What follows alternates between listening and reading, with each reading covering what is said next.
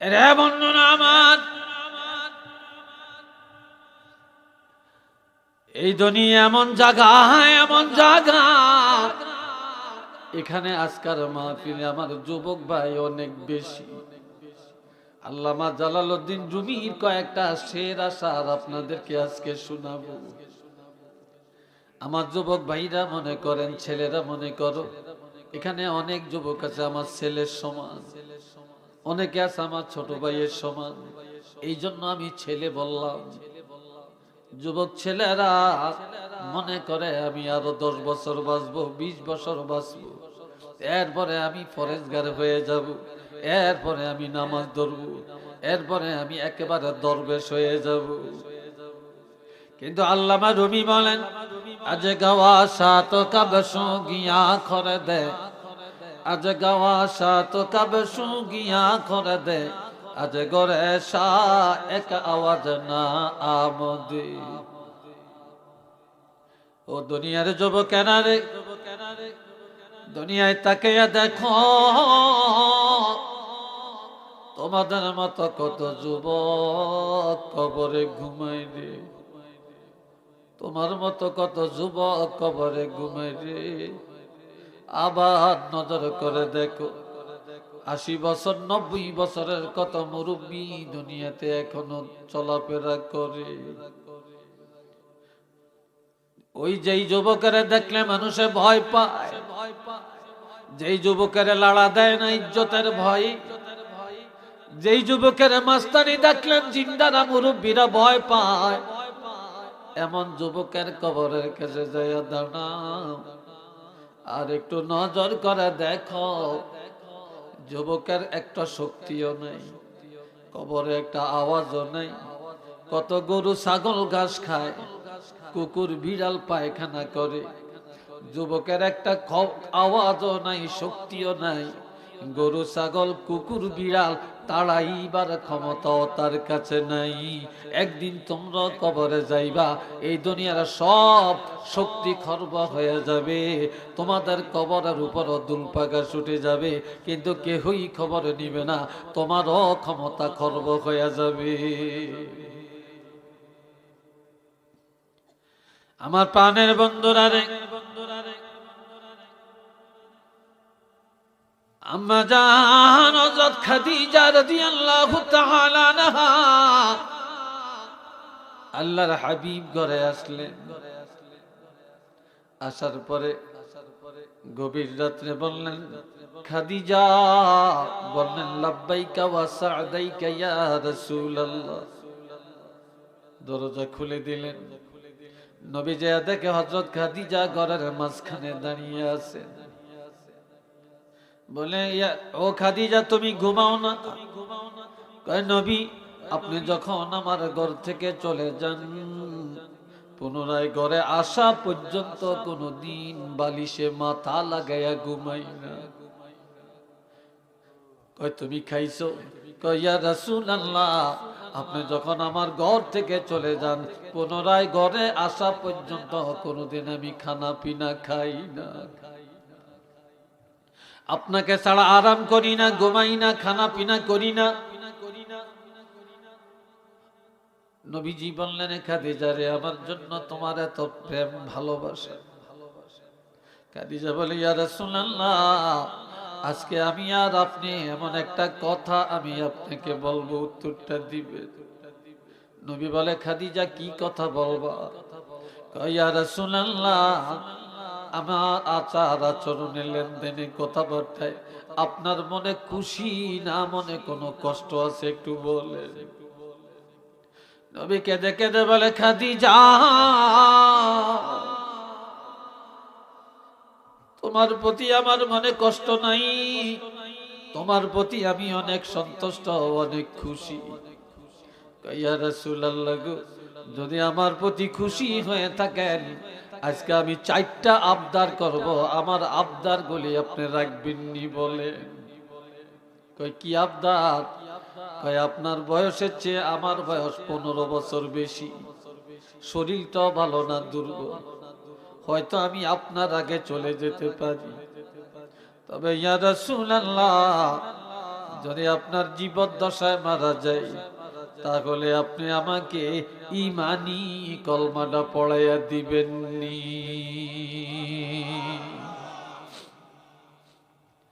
নবীজি কেঁদে কেঁদে বললেন, খাদিজা রে, আমি তোমার আবদারটা রাখবো। আমার আর একটা আবদার। কয় কি? আপনার শরীর মোবারকে যেই জামা, এমন একটা পুরান জামা ছিড়িয়া তার একটা অংশ আমার কাফনের সাথে লাগাইয়া দিবেন। আমার কাফনের কাপড়ের সাথে দেহের মধ্যে ফিট করে দিবেন। নবীজি বলে, কেন রে খাদিজা?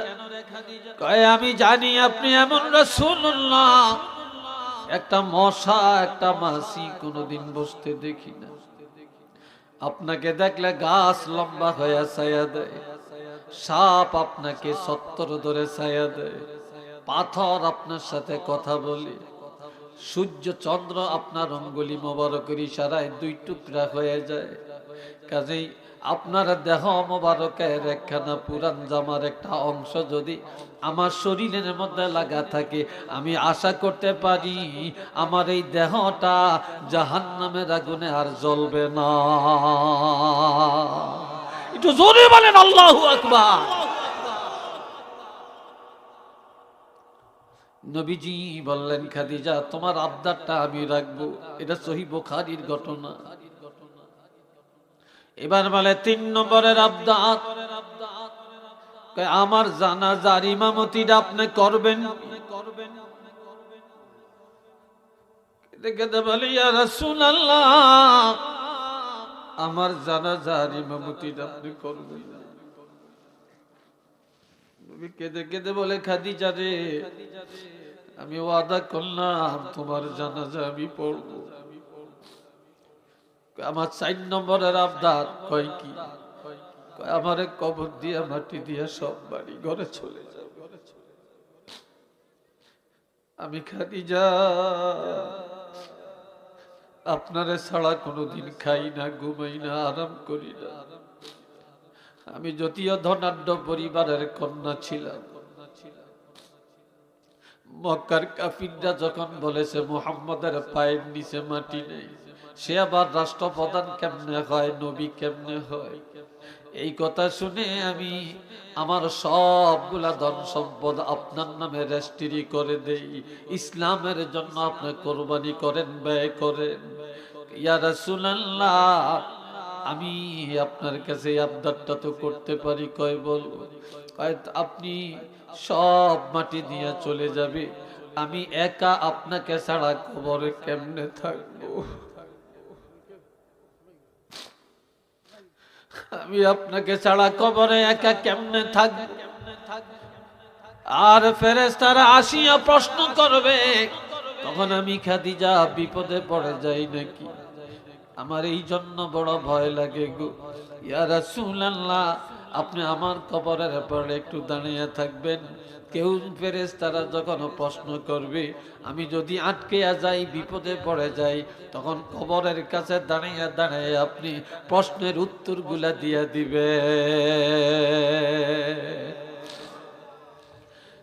আল্লাহর হাবিব 3টা ওসিয়ত পুরা করলেন। চতুর্থ ওসিয়ত পুরা করার জন্য কবর দিয়ে সবাই বাড়িতে চলে যায়, ঘরে চলে যায়। আমার নবী খাদিজার কবরের পাড়ে দাঁড়ায়া দাঁড়ায়া কাঁদেন আর অপেক্ষা করে, বিপদে পড়লে সাহায্য করবে।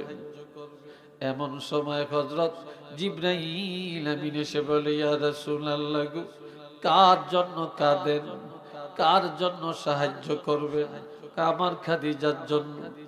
বলে, ইয়া রাসূলুল্লাহ, আল্লাহ একটা সুসংবাদ পাঠাইছেন, এই খাদিজার চিন্তা আপনার করা লাগবে না, খাদিজার কবরে সাহায্যের কোনো প্রয়োজন হবে না। আল্লাহ নিজে ঘোষণা দিয়েছেন, হযরত খাদিজা রাদিয়াল্লাহু তাআলা আনহার কবরের জিম্মাদার আল্লাহ নিজে হইয়া গেলে। একটু জোরে বলেন আল্লাহু আকবার। যাদের চিন্তা করা দরকার তারা চিন্তা করে না, আর যাদের চিন্তার প্রয়োজন নাই তারা চিন্তা করতে করতে কানতে কানতে কবরে যায়। আমার প্রাণের বন্ধুরা রে, জীবনে কত মানুষ মাটি দিলাম, বাবারে দিলাম, মারে দিলাম, দাদার লাশটা কাঁধে নিলাম, দাদির লাশটা নিলাম, নানার লাশ কাঁধে লইলাম।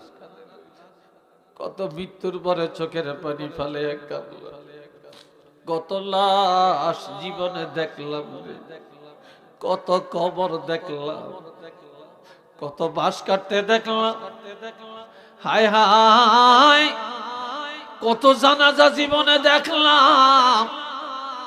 কিন্তু আমি এখনো কবরের চিন্তা, কবরের প্রস্তুতি গ্রহণ করতে পারলাম না। কিন্তু মানুষ মাটি দিলাম, জানাজা পড়লাম, কিন্তু দুনিয়ার সব মানুষ একসাথে আল্লাহ পাঠাইতে পারতেন, আবার মৃত্যুও দিতে পারতেন, কিন্তু আল্লাহ কাউকে পাঠান আবার কাউকে নিয়ে যান। আর যারা দুনিয়াতে থাকেন তাদেরকে শিক্ষা গ্রহণ করার হুঁশিয়ারি দিলেন যে তোমরা তৈয়ার হয়ে যাও, তৈয়ার হয়ে যাও, সেই দিন তোমারও আসবে, একদিন তুমিও লাশ হইবা, একদিন তোমার জন্য কবর হবে, একদিন তোমার জন্য বাঁশ কাটবে, একদিন তোমার জন্য কাফনের কাপড় আনবে, তোমাকে ওই ঘর থেকে বের করবে যেই ঘরটা তুমি করছিলা, যেই বাড়িটা তুমি সাজাইছিলা, এই ঘরের থেকে যখন বের করবে আর কোনো দিন এমন ঘরে তোমাকে ফিরাইয়া নিবে না, নিবে না। আমার প্রাণের ভাইয়েরা, এই জন্য আল্লামা রুমি আরো বলেন, মানুষ দুনিয়াতে বোকামি করে, বোকার মতো কথা বলে। কয় সেটা কি? চাঁদে গুই বাগে মাম্বো স্থানমান, চাঁদে গুই বাগে মাম্বো স্থানমান, এ না গুই গরে গর স্থানমান, এ না গুই গরে গর স্থানমান।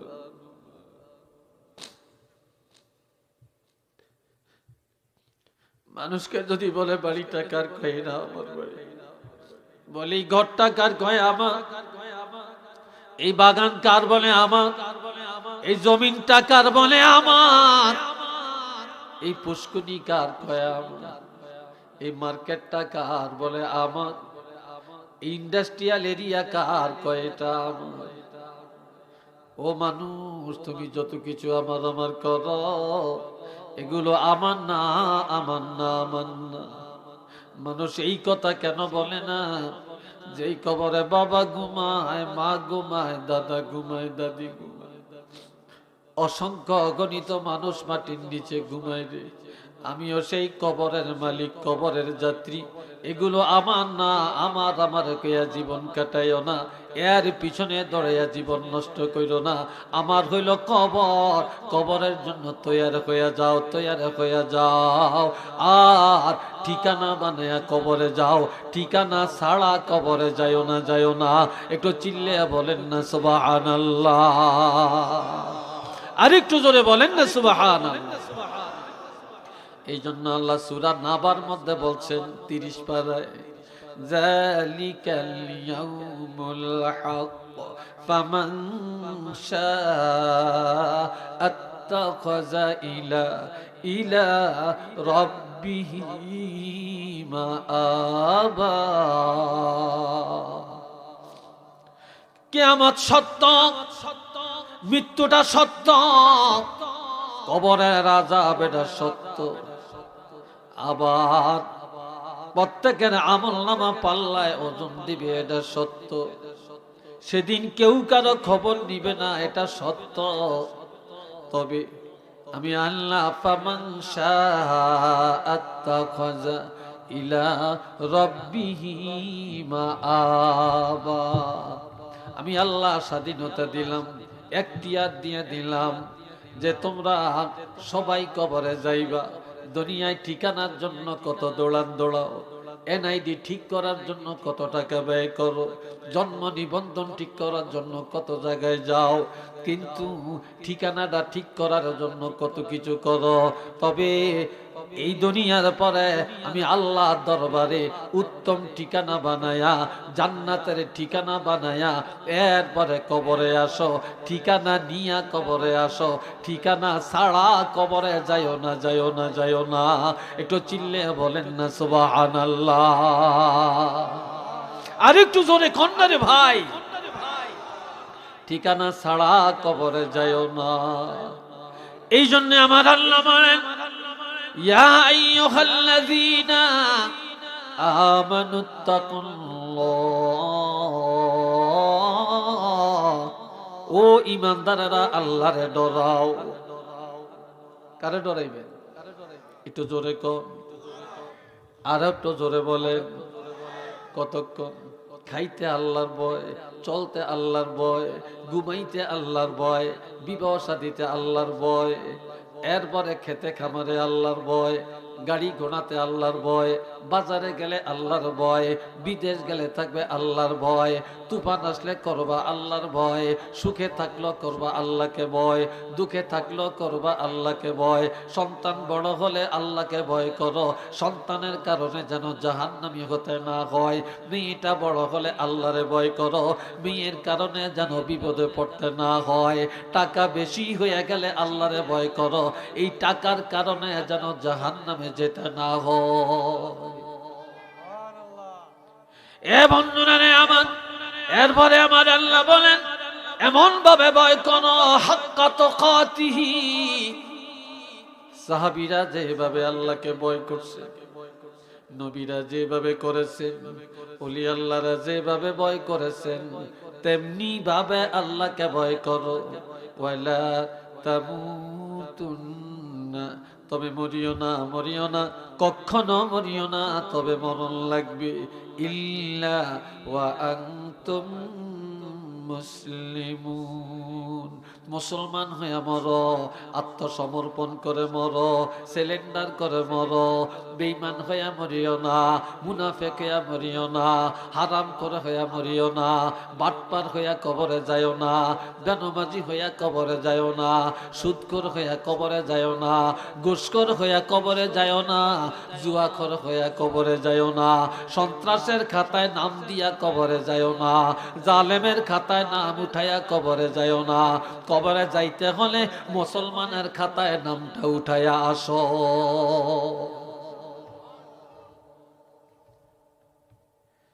এই দুনিয়াতে সব ভালো পাওয়া যায়, কিন্তু ভালো মুসলমান পাওয়া যায় না। সব ভালো পাওয়া যায়, ভালো মুসলমান পাওয়া যায় না, যায় না, যায় না, ভালো মুসলমানের অভাব। এই জন্য আমার প্রাণের বন্ধুরা কষ্ট হয়, বিরক্ত লাগছে, একটু মহব্বতে দরুদ পড়েন। আল্লাহুম্মা সাল্লি আলা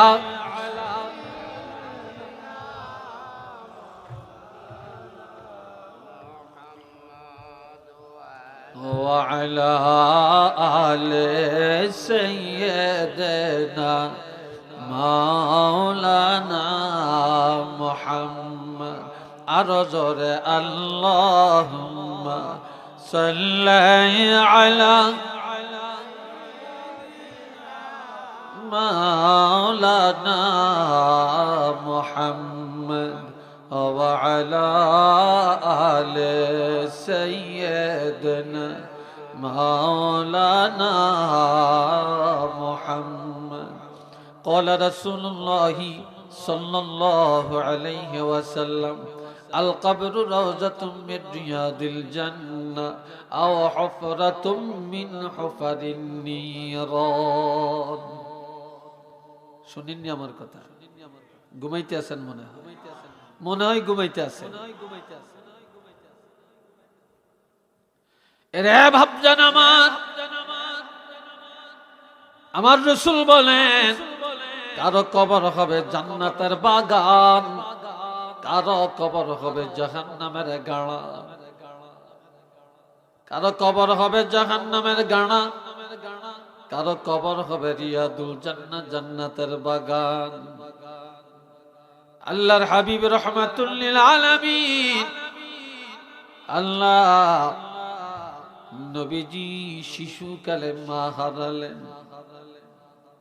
নবীজি আব্বাকে তো দেখেন না।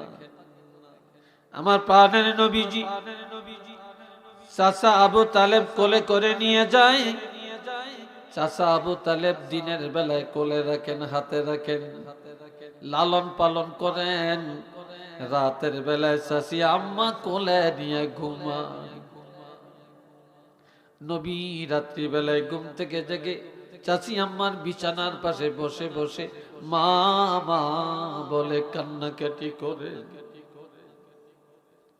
চাচি আম্মা ঘুম থেকে জাগিয়া নবীরে টান দিয়া বুকে জড়িয়ে বলে, ভাতিজা মুহাম্মদ, তোমার তো বাবা নাই, তোমার তো মা নাই, আমি না তোমার মা, আমি চাচি হলেও আছি, মা হলেও আছি, আমার বুকে আইরে, কাঁদিও না কাঁদিও না, এই বলে চোখের পানি মোবারক মুছে দেন, জড়িয়ে ঘুমা।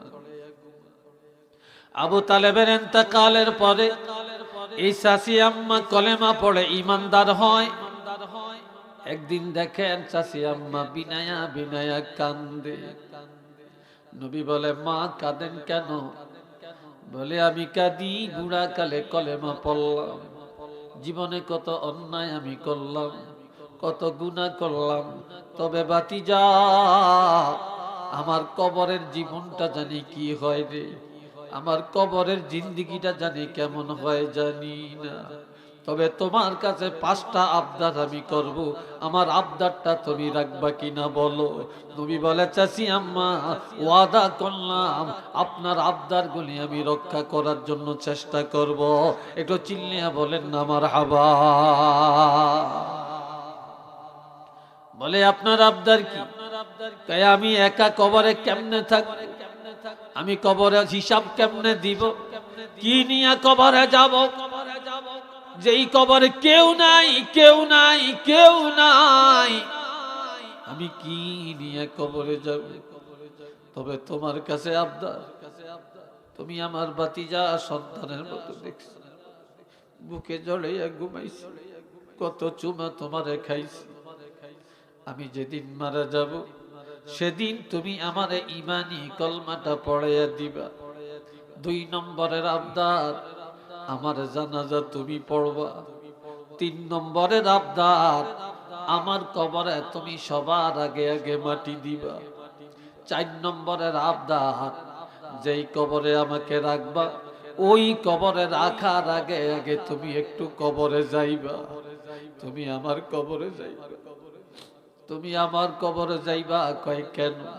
কয় যেই কবরে আমারে রাখবা ওই কবরে যায়া তোমার দেহ মোবারকটা কবরের মাটির মধ্যে একটু ডলা দিবা, ঘষাঘষি দিবা, এরপরে আমাকে কবরে রাখবা। কয় চাচি আম্মা এটা কেন? কয় আমি জানি তুমি এমন রহমাতুল লিল আলামিন, যেই কবরে আমাকে রাখবা ওই কবরের মাটির মধ্যে তোমার দেহ মোবারকটা যদি লাগতে পারে ওই কবরটা আমার জন্য একটা জান্নাতের বাগান হয়ে যাবে। আমার নবীজি ওসিয়ত পুরা করলেন, কবরের পারে দাঁড়ায়া দাঁড়ায়া চোখের পানি মোবারক ছেড়ে কাঁদে। সাহাবীরা বলে, ইয়া রাসূলুল্লাহ, এইভাবে কারো কবরের কাছে আপনাকে কাঁদতে দেখি না, কি জন্য আপনি কাঁদেন? আমার নবী বলে, ও সাহাবীরা, আমার মা নাই বাপ নাই রে, আমার চাচি সন্তানের মতো লাগছে। আজ ওই চাচি আম্মা মরদ মৌতের আগে আমার কাছে আবদার করে গেছে, আমি আবদার পুরা করতে পারলাম, তবে এমন আবদার এই দুনিয়ায় আমার কাছে আর কে করবে? সাহাবীরা কেঁদে কেঁদে বলে, ইয়া রাসূলুল্লাহ, আমরা চাই আপনি চিরদিন থাকেন, আমরা মরলে আমাদের জানাজা পড়েন, আমাদের কবরে মাটি দেন। তখন আমার নবী বললেন, না না, কুন আলেমা, কুন আলিমা, তোমরা আলেম হও, অথবা দুনিয়াতে হাদিস জানিয়ে দাও, তোমরা আলেম হও। যদি আলেম হতে না পারো, আও মুতাআল্লিমা, তোমরা ইলম শিখো, আলেমের কাছে যাও, কোরআন হাদিসের এলেম অর্জন করো, ছাত্র হয়ে থাকো। যদি তাও না পারো, আও মুস্তামিআ, তোমরা আলেমের কথাগুলি কান লাগাইয়া শুনো, দিলের কানে শোনো, আমলের নিয়তে শোনো। যদি এটাও সম্ভব না হয় রে, আও মুহিব্বা, আলেমদেরকে মহব্বত করো, দুশ্মনী করো না, আলেমের সাথে বেয়াদবি করো না, আলেমকে কোনোদিন গালি দিও না, ছাত্রকে গালি দিও না, হাফেজে কোরআনের সাথে বেয়াদবি করো না, ইমাম মুয়াজ্জিনের সাথে বেয়াদবি করো না, আলেমকে সম্মান করো, মহব্বত করো। ওয়ালা তাকুন খামিসা, পঞ্চম নাম্বার হইও না, শয়তানের বন্ধু হইও না। এই চারটার মধ্যে যদি থাকতে পারো, আমি রাসূলুল্লাহ ঘোষণা দিলাম, আমি রাসূল যখন থাকবো না, আলেমরা যদি জানাজা পড়ে, আলেমরা যদি কবরে মাটি দেয়, আলেমরা যদি দোয়া করে, ওই কবরটা আমার আল্লাহ জান্নাতের বাগান বানাইয়া দিবে।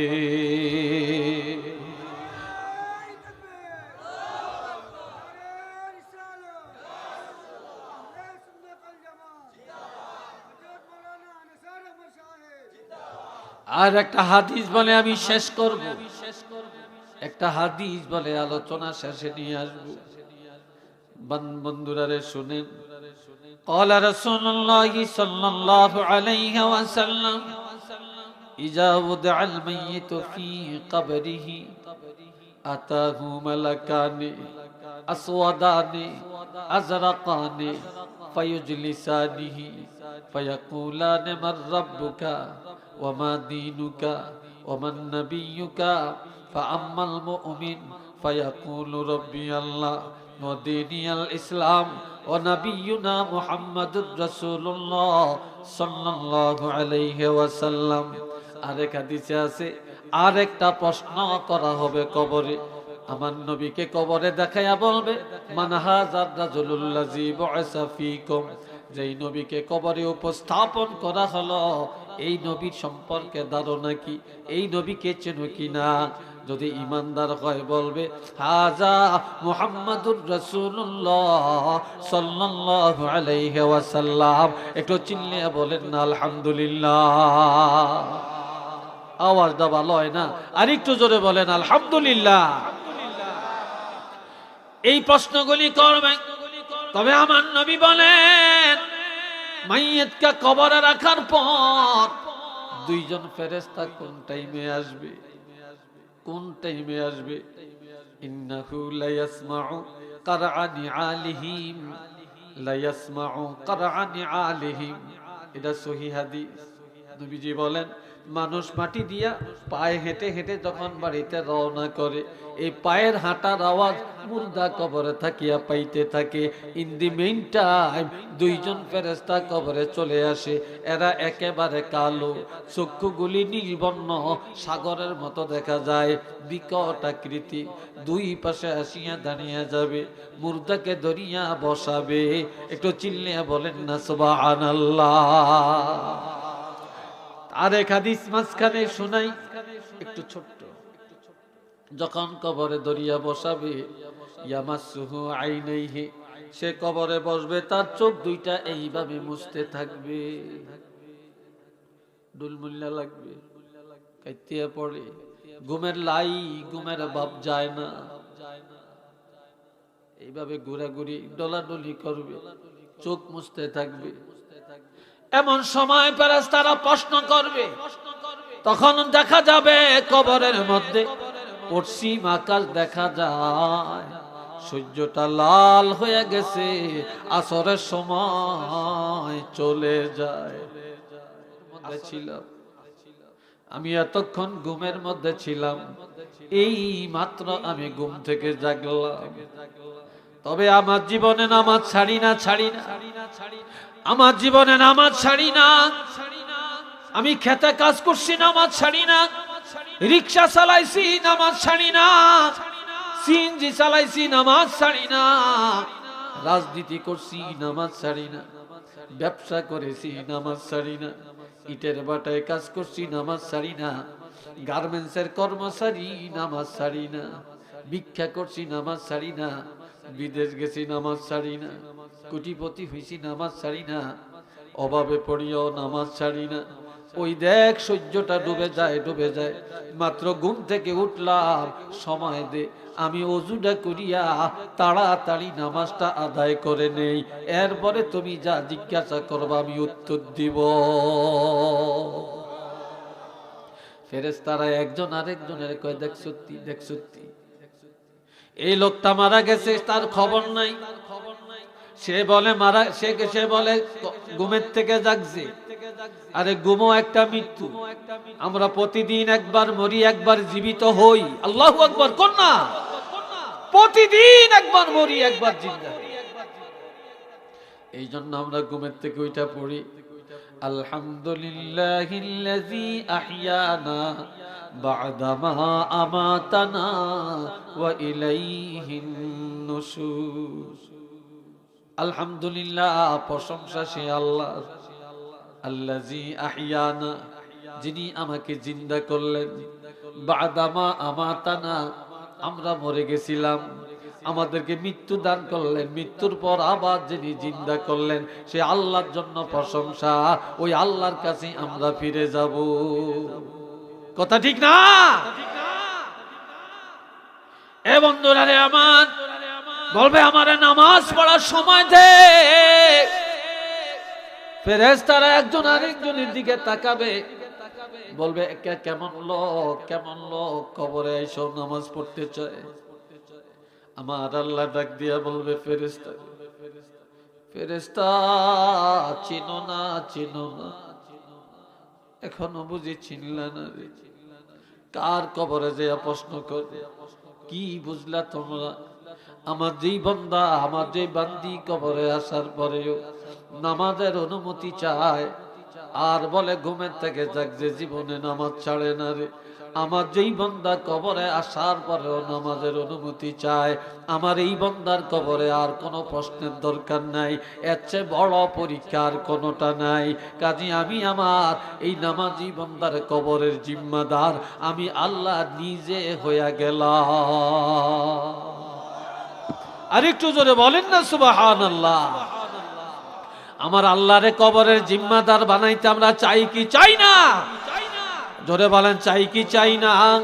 কারা কারা চাই আল্লাহ কবরের জিম্মাদার যেন হন? দুই রাকাত তুলে একটু দেখান।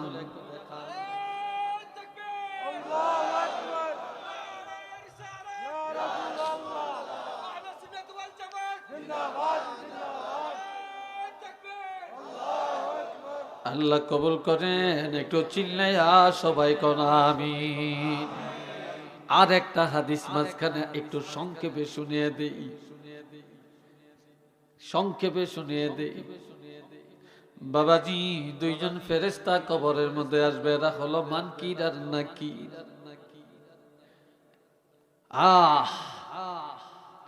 এরা কবরে আসার পরে দেখবেন এই লোকটার মাথার কিনারে একটা বন্ধু বসে আছে, পূর্ণিমা চাঁদের মতো চেহারা। এবার বলবে, তুমি কে? পুরা কবরটা আলোকিত। বলবে, তুমি কে? আমাদের আগে আসো, আমরা সবাই আগে আসলাম, আমাদের আগে আগে তুমি কেন আসলা? কোত্থেকে আসছো? তোমার পরিচয় কি? এখন সেই লোকটা বলবে, তোমরা কে? কয়, আমরাও ফেরেশতা। কেন আসছো? আমাদেরকে আল্লাহ পাঠাইছেন। এই লোকটা কবরে আসছে, তাকে প্রশ্ন করব, তার পরীক্ষা নিব। সে পাস করে না ফেল করে, খবর নিয়ে আল্লাহর কাছে যাব।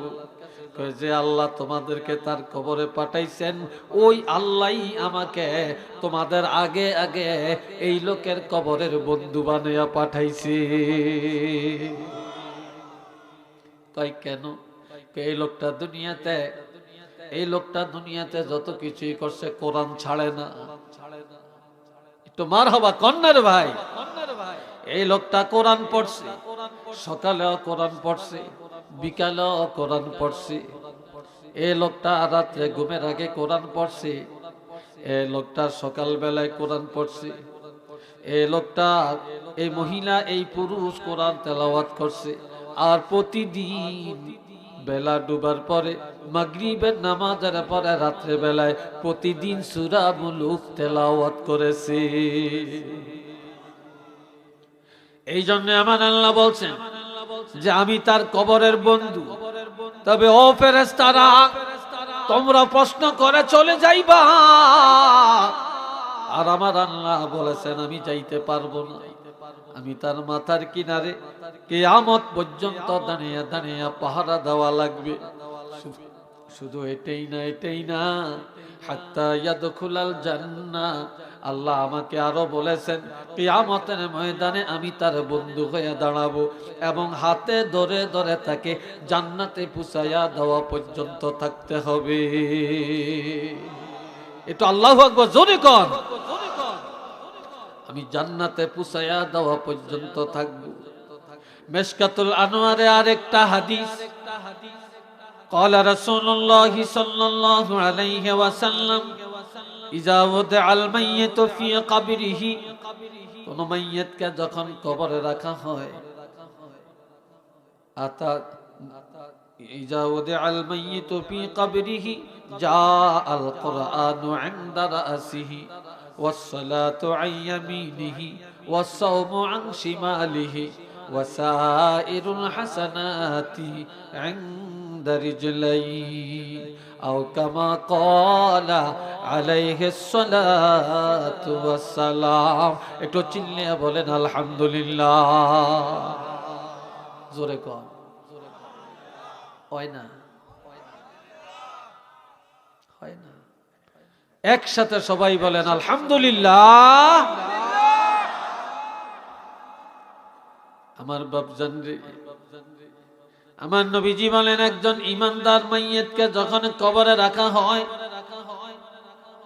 4টা বন্ধু তার কবরে যায়। তার মধ্যে 1 নম্বরে মাথার কিনার দিয়া চলে আসে কোরআন।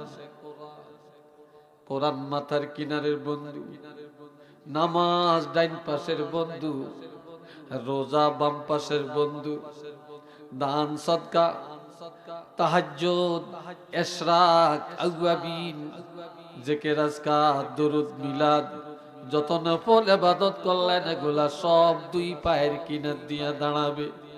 এদেরকে দেখতে দেখা যাবে 18 বছরের যুবকের ন্যায়, তাদের চেহারা হবে পূর্ণিমার চাঁদের ন্যায়। এবার কোরআন বলবে আমি কিয়ামত পর্যন্ত পাহারা দিব, নামাজ বলবে আমি ডাইন পাশে দাঁড়িয়ে পাহারা দিব, রোজা বলবে আমি বাম পাশে দাঁড়িয়ে পাহারা দিব, নফল ইবাদত বলবে আমি 2 পায়ের কিনারে দাঁড়িয়ে দাঁড়িয়ে পাহারা দিব। এমন কি কিয়ামতের ময়দানে আমরা 4 জনে স্লোগান দিয়া তাকে জান্নাতের মধ্যে নিয়ে পৌঁছাইয়া দিব। এই নামাজ নিয়ে কবরে যাইতে চাননি? আরেকটু জোরে কর। রোজা সামনে আসতে আছে, রোজার এখন থেকে রোজার নিয়ত করতে রাজি আছেননি? আরেকটু জোরে কর, রাজি আছেন? আর যারা ওলি আল্লাহ হইছেন, ফরজ ওয়াজিব সুন্নতের পাশাপাশি নফল ইবাদত বেশি বেশি করার কারণে ওলি আল্লাহ হতে পারছে, ঠিক না? আল্লাহ আমাদের প্রত্যেকের এই কথাগুলি আমল করার তৌফিক দান করেন। কোন আমিন। আরেকটু জোরে কোন আমিন।